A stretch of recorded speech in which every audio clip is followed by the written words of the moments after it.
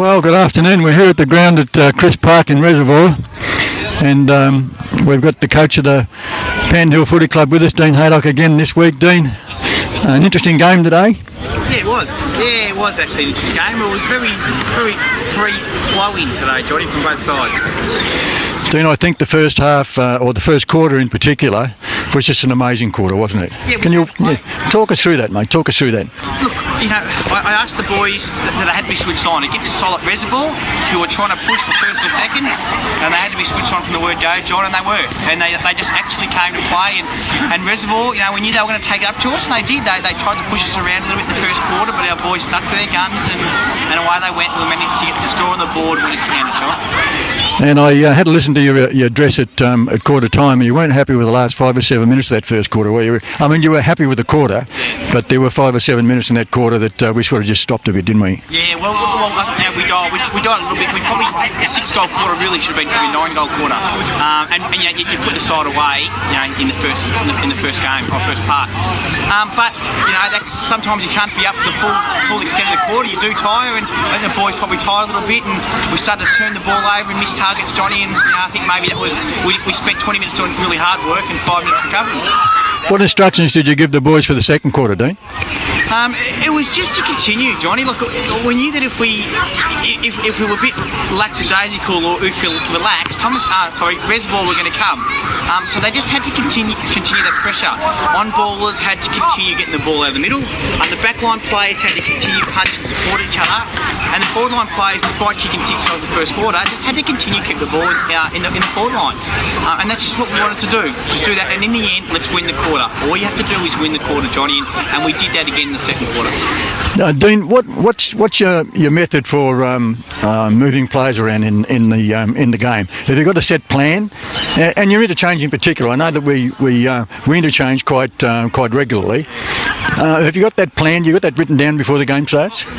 Not written down per se, Johnny, but you just know what you want to do. Like, you know, you've got probably an extra wingman on the bench to run 3 wingmen through the day. You've got an extra on ball to help on ball rotations. You always carry an extra ruckman to the ground, and that alleviates Teddy's work, and that way he can push forward and you bring another ruckman on. And then it's probably handy to have a backline player too, just to alleviate those if anyone goes in the backline, Johnny. And then what you do is throughout the game, you just try to, once you see blokes are really blowing, you know, it's time to get them off. And that's what we try to do. Let's get them off for 5 minutes, give them a spell, and then get them back on. And that way, at a forward line play, you can rotate 6 players very quickly and give them all a good spell. And I notice at one stage there you moved Joff from the back line to the forward line. What's the methodology in that, Dean? Yeah, it was interesting, John. I actually said to Joff as rolling off the ground, I said to Shane, we did it twice today, just to change things up, Johnny. And I actually think we lost a little bit from the half-back flank when we did that. Last week against Tidal West, Joff went down there and kicked 4 goals and it worked. And this week I don't think it worked. We were probably more viable keeping Joff there, which we did again, I suppose, for the second half. So it's just to throw them out a little, brings Finno up the ground a little bit, and allows Joff to play one out, and it throws them around a bit, Johnny, and that's why we try to do it. Okay, I think I can't work out where Joff plays best. You know, it's one of those things. I just don't. He plays reasonably well in most positions on the ground, but I don't know where is he the best suited, do you think, for the team? At the moment, across half-back flank. Okay, that's fine. At the moment, because he's just getting his hands on the ball and he sets us up well. And he's one of those players that when he gets down on the ball, Johnny, he can actually hit targets, and that's what you need from a half-back flanker. You know, I was able to do it for a good 15, 20 years of my career, and now Joff is actually really starting to learn that as well. So. That's why I used to call you the pest when you were at Heidelberg, Dean. Yeah, well, that's right, mate. But it's so vital in the back line. If you've got to get it, you've got to hit targets, and you know, Joff has really looked up to me a little bit in that area, and he's starting to learn. So you know, all credit to him. I knew I shouldn't have asked that question. Anyway, the second half. Then I listened to your address at half time, and you were upbeat about the first half, and rightly so. They played very well. I thought Reservoir came out and applied enormous pressure, and we just sort of folded in some areas, not all areas, but in some areas. Look, Johnny, Reservoir's a good side. They're not sitting equal third for no reason. And you know, on their ground, they threw everything at us, and they're vying for.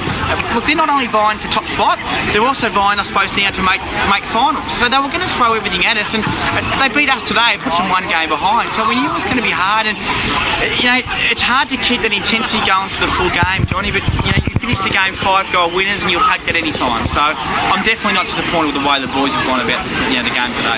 No, well, I'll go in. It's like you say usually when I ask you if I'm disappointed in the way they played. I wasn't disappointed today. I just thought that their second half wasn't as good as their first half. But, that's been picky, I suppose, isn't it? Oh, Johnny, look, sometimes you can be really critical of the boys, and, I'm here to put a stop to it, Johnny. So you just have to remember, mate, that the boys are doing the best out there. Of course they are.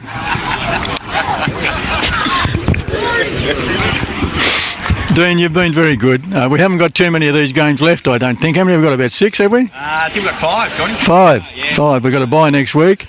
And, of course, we've got the big sing-along coming along the following week with Zach and Joff. That's going to be interesting, isn't it? Yeah, it should be very interesting up at the club, They're just trying to create a bit of team spirit, and, Joff and Zach have both, played pretty poorly this year, so some of their best work really has been off the field on Thursday night. So it's, it should be a good night next Thursday night when we see them up there. Well, I asked Snappy to ask me a question to ask you, and by the time I got over here, I've forgotten what it was he asked me to ask. So, better players for today, Dean? I thought Nate Henry was outstanding, Tyler Scarce was outstanding, Teddy in the ruck, Boxy, crossing up back, and I think Joff and Strongy. Our back line as a whole was pretty good, Johnny. Who do you think played well for them? Did you notice at all?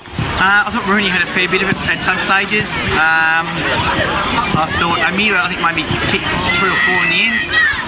Which is not a bad effort. And some of their smaller, quick, on a big round, some of their smaller, quick players, ran us around a little bit. But again, we come away with 4 points, and that's all I can ask. Do you think they beat us speed in the last quarter and third quarter? Do you think that's what beat us? John, I said this to Shane, at 3/4 time. This is going to be interesting to see how we go. We've come off a big 5 weeks, huge 5 weeks, and they had the bye last week.